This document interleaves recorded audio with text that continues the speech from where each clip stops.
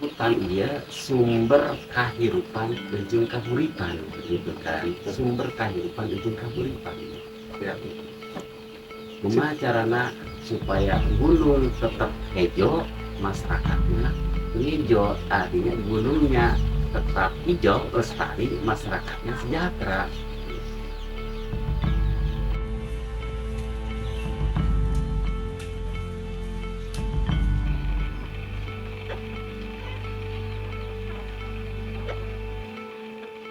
Kami kan hidupnya juga dari alam.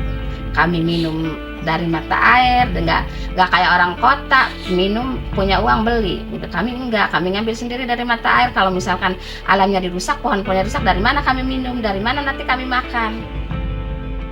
Jadi sangat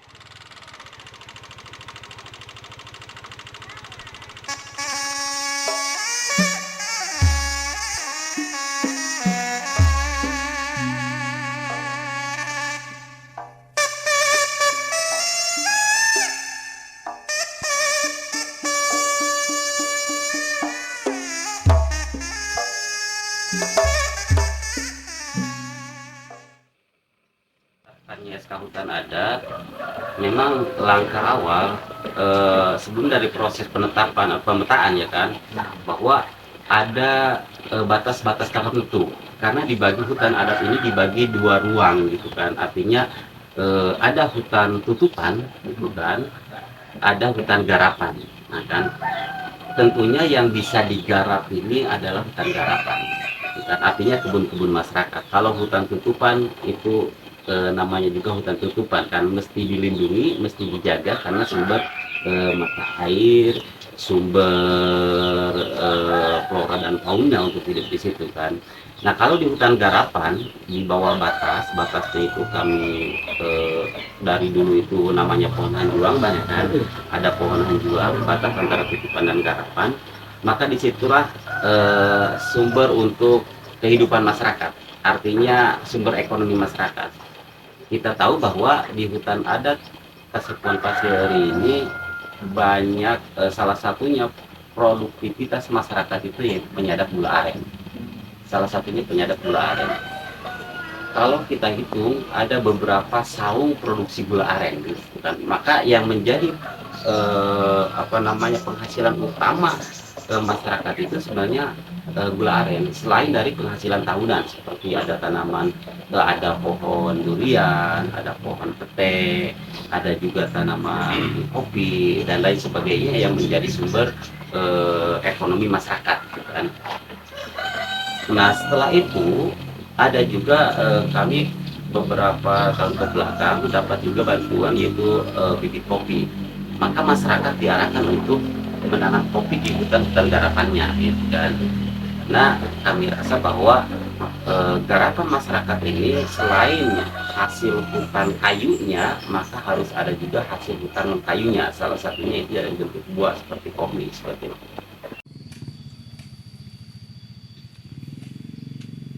Maka tidak ada alasan bagi kami menjaga hutan adalah sebuah kewajiban hutan, baik itu hutan tutupan, hutan lindung dan juga area-area garapan masyarakat di kebun-kebun masyarakat.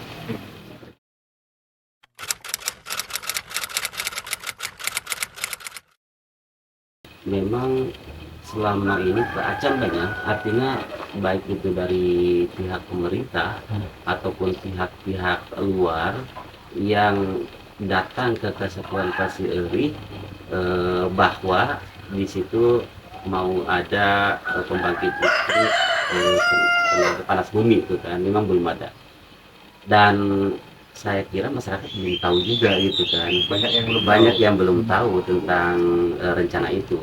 Kalau saya sih sudah tahu dan ada yang mengasih tahu bahwa salah satunya di Desa Sobang di penangkaran itu mau ada energi panas bumi itu kan, atau geothermal gitu kan. Nah bagi kami,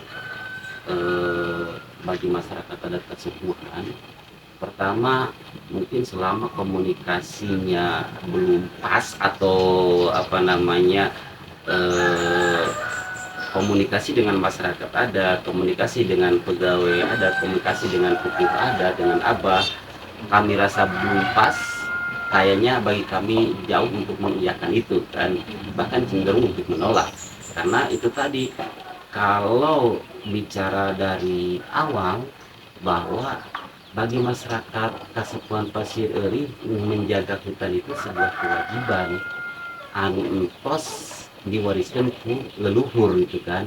Maka ketika hutan itu tidak kami jaga, salah satunya ada rencana geothermal, maka kami sudah mengkhianati amanat-amanat leluhur kami seperti itu.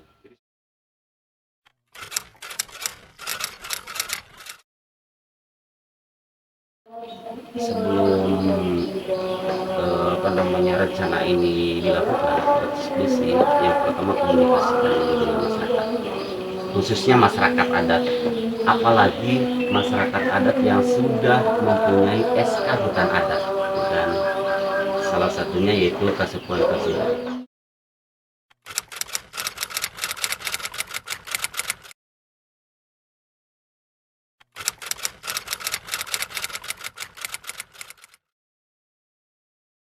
Sampurasun, nama Abdi En Suryani, warga masyarakat Kasepuhan Karang.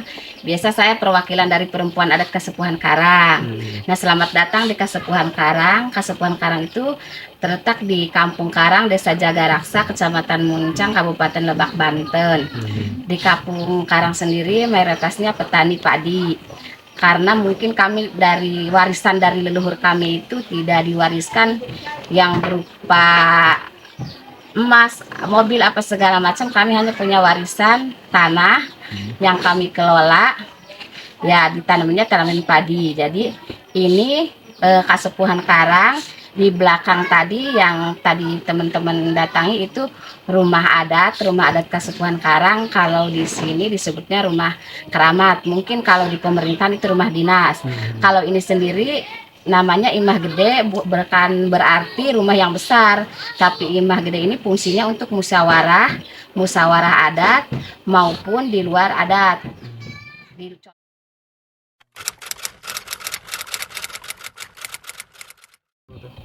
Kalau itu saya nggak tahu, itu geothermal itu saya nggak tahu, nggak paham saya urusan itu. Tapi kan itu ngebangun di tanah wilayah, Bu. Gimana? Iya, cuman itu kami juga kurang ini kali ya, kurang dapat informasi yang akurat. Mungkin dikala pas rapat pernah apa enggak, itu saya juga lupa sosialisasi gitu. Tapi untuk izin ke Abah kayaknya nggak pernah.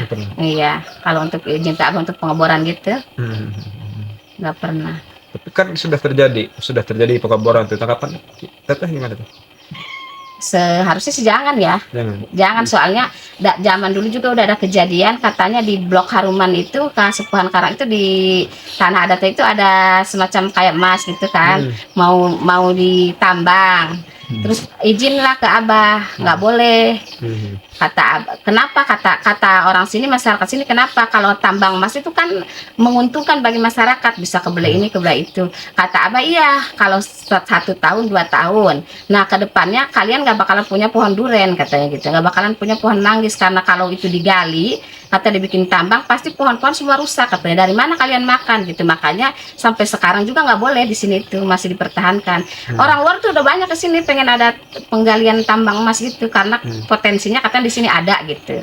Di Kasepuhan Karang itu ada. Cuman udah berapa kali izin ke Abah itu, yang Abah almarhum itu nggak boleh.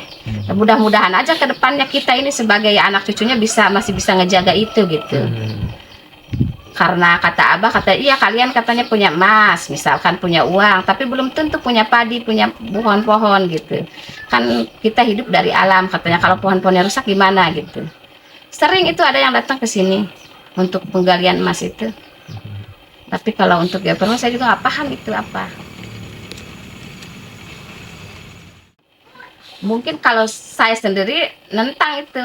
Maksudnya kalau misalkan kami tahu gitu kan, tapi kalau misalkan kan namanya yang kayak perusahaan kayak PT gitu sama pemerintah kan nggak izin dulu ke masyarakat adatnya, apakah masyarakat adat itu keganggu, apakah masyarakat adat itu boleh apa enggak, kan nggak izin dulu. Kalau izin mungkin kami tolak saya sendiri gitu, karena nanti kan itu merusak merusak sekali kan, tanah dibor-bor dirusak gitu kan.